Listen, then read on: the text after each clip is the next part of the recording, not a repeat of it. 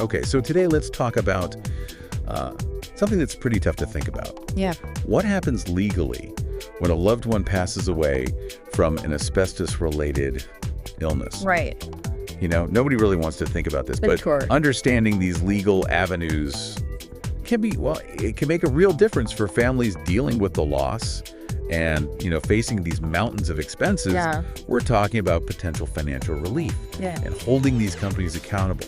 Powerful stuff, and we've got some interesting things to share today. Absolutely. You know, it is heavy stuff, but you're right, knowledge is power. Especially in a situation like this, it can really bring some clarity and support when you need it the most. Exactly.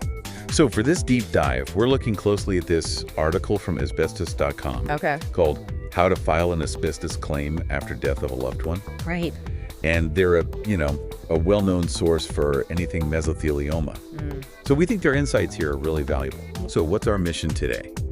To give you the key facts about these types of claims, who can actually file them, what affects that compensation, and why it's so important to act early. It's such an important mission. A lot of families, they're just not aware of their rights and the potential to recover financially after losing someone to an asbestos-related disease. Yeah, it's like a hidden layer of support that people don't even know is out there. So first things first, what are we even talking about? These are called officially wrongful death claims. Yeah, exactly. And they're designed to hold companies responsible when their negligence with asbestos exposure leads to that death. It's about that accountability and ensuring that the families are not stuck with bearing the financial burden all alone. Makes sense. So holding those companies accountable. What kind of financial relief are we talking about here? Well, the compensation aims to help with all those different burdens families face. Medical bills, funeral costs, the loss of income from the deceased. I mean, it all adds up. It does, and that's a lot to deal with on top of everything else, the grief. I mean, it makes those big settlement numbers you hear about make more sense. The article mentioned a widow in Wisconsin who received $26.5 million. That's right. That was the case of Gerald Lorbiecki. He was exposed to asbestos while working at Wisconsin Electric. Wow. And Pabst's Milwaukee Brewery. Oh, wow. And after he passed away, his wife filed a claim and won that incredible amount. $26.5 million. I know each case is going to be different. Sure. But a number like that really does highlight what's possible with these claims. It's not just, covering the basic costs. It's about acknowledging how big this loss is and the negligence that led to it. You've hit a key point there. It's not just reimbursement. It's fighting for that accountability and justice for your loved one. And that case shows just how much, things like the severity of the illness, how the defendant acted, and the skill of your legal team can really influence the outcome. That's powerful. So it's not just one type of claim, right? The article talked about wrongful death lawsuits, settlements, trust fund claims. Can you break those down for us? Sure. A wrongful death lawsuit is the formal legal way. You're taking the company to court over their negligence. Okay. But a settlement happens when both sides agree to something outside of court, and that usually involves a specific amount of money. So it's kind of like finding that compromise and avoiding that long trial. Right. And what about these trust fund claims? They sound kind of different. They are. A lot of asbestos companies, especially those with a bunch of lawsuits against them, set up these trust funds. It's part of a bankruptcy protection plan. And those funds are specifically for compensating victims, even if the company itself doesn't even exist anymore. So it's kind of like a safety net. Yes. For families looking to get that compensation even when that company's long gone. It sounds like picking the right type of claim is super important. What advice would you give someone trying to decide the best way to go? Honestly, the best advice is to talk to a lawyer who specializes in these mesothelioma cases. They can look at what's going on in your situation and give you the best guidance. Right. Because there's no one right answer for everyone. Okay. It's going to be unique for each person's situation. Yeah, definitely. I mean, a good lawyer can really make all the difference. It's not something you want to go through alone. For sure. And actually, the article had a point about how helpful it can be to file that claim before a loved one passes away. Why is that? Well, it comes down to the evidence. When a patient's still with us, They can give specific details Oh, I see. about their work history, exactly which asbestos products they encountered, all those little things that are much harder to piece together later on. I see. It's like having that firsthand account right there. Right. And I'm thinking too, chemo and other treatments, do those affect someone's memory over time? Absolutely. Cognitive decline is a real concern with those treatments. That's why the article really stresses documenting everything early on. Even before diagnosis, start a file with work history details, coworkers, any info on potential exposure from family members, just anything that could be helpful down the line. Wow, that's some really proactive advice. It makes you think about how important those little details can be. Yeah. It's like, who knew those old company photos could end up as legal evidence? You laugh, but it's true. Anything that builds that picture of the work environment is valuable. Dates, job titles, what they actually did, any materials mentioned, it all matters. So it's not just about having those documents, it's about having them organized, right? So any tips to make sure that info is easy to find when you need it? Think of it like you're building a timeline of their asbestos exposure. Have a file, paper, or digital, Okay. and arrange things by date, Yeah. Label clearly, like work history, 1980s, home reno, 1995, that kind of thing. Smart. And what about digital copies? Should people be scanning or taking pictures just in case the originals get lost or something? Definitely. Digital gives you that extra safety net. Store them securely, like a cloud service or external drive, and back it up multiple times. Oh yeah, good reminder, those backups. Okay, we've covered past exposure, but what about future exposure? Protecting ourselves and our family. Is that even possible? It is, because asbestos is still around, right? In older buildings, materials. The key is awareness. Like, say you're renovating an old house. Get a qualified asbestos abatement pro. Okay. Don't try to do it yourself. It's specialized work. Leave it to the pros. Exactly. And if you have a job where asbestos is still a risk, make sure you're following all the safety rules, wearing the right gear, getting those checkups. Yeah, so knowledge and being prepared, that's the best defense. But since we know filing early can make a big difference, let's talk about what families can actually expect. What's the compensation, realistically? Well, the article lays out that it covers a lot of things. We're talking the funeral costs, those medical bills from treatment, the lost income. Right. But it's broader than just the money side of it. So it's about recognizing the full impact, not just the dollars. Exactly. Things like pain and suffering, loss of companionship, the emotional distress from the death, that's all considered. Makes sense. It's not just about the numbers. It's about how this affects the whole family. And the amounts can be big, right? I mean, the article mentioned average payouts from $1 million to over $20 million and over $17 billion in those trust funds we were talking about. Those are serious numbers. It shows how much financial weight these claims carry. But how much a family gets, that depends on things like the patient's age, the actual asbestos products, how strong the evidence is, witness testimony, even how severe the diagnosis was. So many factors. Yeah. A good lawyer sounds essential, right? To navigate all that and maybe get a better settlement. Absolutely. A lawyer who knows what they're doing can look at the specifics of your case and figure out the best strategies. Okay, so we've covered what the claims can help with, but how does that money actually get paid out?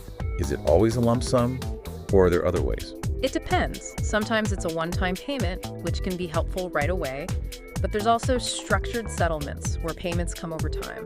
So it can be flexible depending on the family's needs. Right. You mentioned earlier there's, over $17 billion in trust funds from asbestos companies. That's a huge amount. It is. What does that tell us about, how big this problem really is? I think it's a big reminder of how common asbestos exposure was in all kinds of industries and the impact it's had. It also shows that many companies, even the ones that aren't around anymore, they've acknowledged the harm they caused. That's a good point. It's not just about individual cases, it's about a system that's affected so many. It also shows the power of collective action. All those people who fought for this, advocates, lawyers, families, they're the reason these trust funds exist. And they're so important for people dealing with these illnesses. Absolutely. It's a testament to persistence and advocacy. Now, I know we talked about this earlier, but can you remind us about those deadlines for filing claims? I think time is a big factor here. Right, we're talking about statutes of limitations, the legal time limits. And they're different in each state. Sometimes it's as little as 1 year from diagnosis, or even the date of death. 1 year? That doesn't seem like a lot of time, especially when you consider that these illnesses, they can take a long time to show up. Exactly. That's why it's crucial to act quickly, talk to a lawyer as soon as you can after diagnosis to make sure you're within that window. So definitely don't wait on this. Yeah. And when it comes to lawyers, Are there things to look for specifically for asbestos cases? It seems like not every lawyer would be the same. You're right. You need a lawyer who specializes in this area, and they should have a good track record. Look for experience with these kinds of claims, understanding the medical and scientific details, and a strong network of resources. So find a specialist, not just a general personal injury lawyer. What about questions to ask during that first meeting? What should people be looking for? Don't hesitate to ask about their experience with cases like yours, their successes, their fees, and how they communicate. You want someone who's not just knowledgeable, but also good at talking to you and responding to your needs. Right, it's a partnership. You're putting a lot of trust in them. So that communication is super important. Yep. Okay, so you found a lawyer, filed the claim. What happens next? What are the main stages? Well, it starts by filing a complaint, which is a document that lays out your claim and what you're asking for. Yeah. Then there's discovery, where both sides are gathering evidence. This is where all that documentation comes in. Exactly. Your lawyer uses those documents, medical records, expert testimony, all of that to build your case. And I imagine the other side, the company being sued, they'll be doing the same, right? Trying to defend themselves. Yeah, it can get pretty complex. But that's why you have that experienced lawyer on your side, someone who understands these tactics. It's like a legal chess match. Right. And you need a grandmaster. But do all cases end up in court? Not always. A lot of times they try to settle before it goes to trial. So in settlement negotiations, both sides are working to reach an agreement on a financial amount. So that's like finding a solution everyone agrees on to avoid that long, expensive trial. Right. But if they can't reach a settlement, then it goes to trial, where a judge or jury hears all the evidence and decides. That's like the final chapter of this whole story. It can feel that way. But whatever the outcome is, remember that fighting for justice for your loved one, that's how you honor their memory. It holds those responsible accountable. That's a good way to think about it. So we've talked about how to document exposure, protect ourselves going forward, and deal with that legal side. But I want to go back to the numbers in the article. Yeah. They really stuck with me about how big this problem is. They are eye-opening, and they show why it's so important to seek justice and support for those affected by asbestos exposure. The article said average payouts for mesothelioma cases are between $1 million and $20.7 million, which is a lot of money. It really shows how these claims can help families dealing with this. It does. And remember, those figures, they represent the financial loss and the pain and suffering. That's true. It's about more than just lost wages. And then there's that other figure, the $17.5 billion in those asbestos company trust funds. Right. It's huge. It's mind-blowing. It reminds you how widespread asbestos was and how much harm it's caused. It's a sobering thought. It is. We've covered a lot, the practical stuff about documenting exposure, the legal process, all the emotional weight of it. Honestly, I'm feeling a little overwhelmed. I understand it's a lot to take in. But remember, you're not alone in this. There are experts, advocates, organizations that are dedicated to helping families. Don't hesitate to reach out for help. It's like we said before, knowledge is power. The more you know about your rights and what's out there to help, the better prepared you'll be. Now, as we wrap things up, I want to shift gears a bit. We focus on the legal stuff, but what about the emotional toll of these illnesses? Yeah. How do families cope with the grief, the anger, that feeling of injustice? That's a really good question, and it deserves its own deep dive. It's so important to recognize how these illnesses impact people emotionally and psychologically. It's not just physical symptoms, it's those unseen wounds that run deep. It's true. And we spent a lot of time on the practical side of things, Right. but that emotional side, it's huge. I mean, it's one thing to understand the legal stuff, but how do you even begin to process a diagnosis like mesothelioma, knowing it came from something like asbestos exposure, often so long ago? Yeah, it's a tough thing to deal with, no question. And for a lot of people, that initial shock, it turns into all these complicated emotions. Grief, anger, sometimes even guilt. Wow. I mean, think about it. Finding out your loved one is sick, suffering, and it could have been prevented. Yeah. That's really hard to accept. It is, and it's not just about the illness itself. Right. It's that extra layer of it being unfair. Knowing that in a lot of cases, this exposure happened at work, Yeah. where companies knew about the dangers of asbestos, but didn't to protect their workers. Absolutely. That sense of betrayal, that someone else's carelessness caused this, it's incredibly difficult to come to terms with. And it's not just the person who's sick, the whole family feels it. Spouses, kids, parents, everyone experiences it in their own way. Right, it's like this shared trauma, but everyone copes differently. Exactly. Some people might withdraw, others get angry, and there's that fear too, worrying about your own health. If you were exposed, are you at risk? It's a lot. It is. And then you have the grief itself, which is already complicated enough. Yeah. But when it's mixed with anger, with that feeling of injustice, it can be even harder to work through. It sounds like there's no easy answer. No. No one way to cope that works for everyone. Right.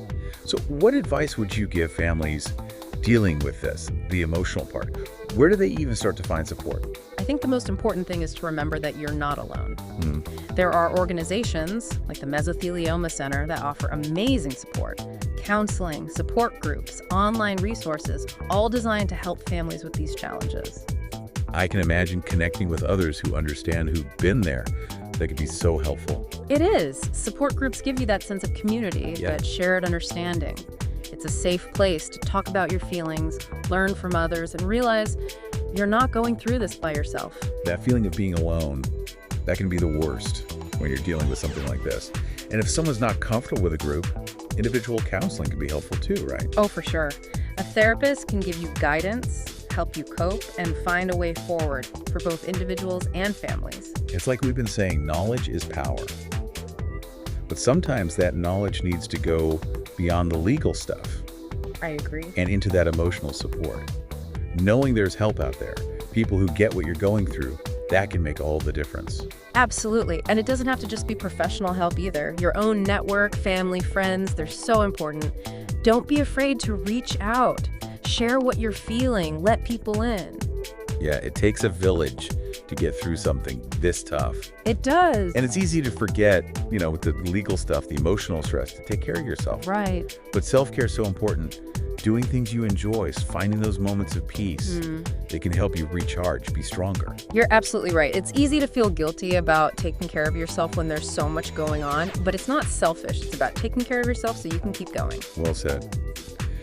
Well, we've covered a lot today. The details of wrongful death claims, the emotional impact of these illnesses, it's been heavy, but important. It has. And if there's one thing I want people to take away from this, it's this. If you think you or someone you love has been exposed to asbestos, don't wait. Do something. Get informed. Talk to a specialist. Find support. Act early. That's key. It makes a difference, both legally and emotionally. And we've shared resources throughout this. We'll be sure to include links in the show notes too. Having those resources can give you that feeling of control that you're not in this alone. Well said. That's our deep dive for today. It's been quite a journey, and I want to thank you for being here, sharing your expertise. It was my pleasure. And to everyone listening, remember, you're stronger than you think. Don't be afraid to ask for help.